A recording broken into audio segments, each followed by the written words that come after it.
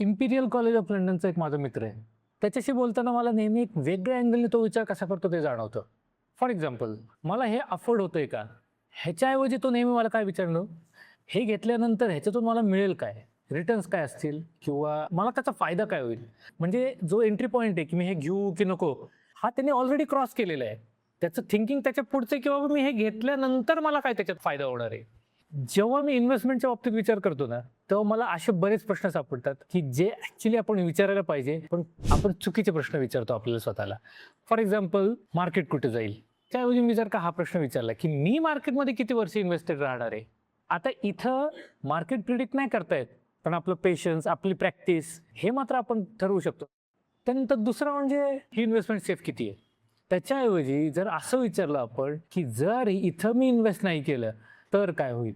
आता बऱ्याच वेळा आपल्याला ॲक्शन एखादी करायची आहे, त्याच्यातली रिस्क दिसते, पण ती ॲक्शन नाही केली, तर ती किती मोठी रिस्क होईल, हे कॅल्क्युलेट करायचं आपलं बऱ्याच वेळा मिस होतं. म्हणजे इथं ती एखादी गोष्ट न करणं, ही पण आपल्यासाठी एक मोठी रिस्क होऊन जाते. आणि एक महत्त्वाचा प्रश्न तो म्हणजे, याच्यातून मला रिटर्न्स किती मिळतील? म्हणजे त्याच्याऐवजी 10 वर्षानंतर हा निर्णय मला कसा दिसेल? हा एक प्रश्न आपण जर विचारला, तर आपलं एक इम्पल्सिव्ह डिसिजन घेण्यापासून आपण स्वतःला वाचवू शकतो. म्हणून या सगळ्या ठिकाणी हे करणं, न करणं हा एक एंट्री पॉइंट आहे. हे डिसिजन घेतल्यावर किंवा न घेतल्यामुळे माझं काय नुकसान किंवा फायदा होणार आहे, हा ॲक्चुअली रिअल प्रश्न आपण विचारायला पाहिजे. एक छोटासा ट्विक आणि आपला पर्स्पेक्टिव्ह चेंज होतो इथे. Thank you.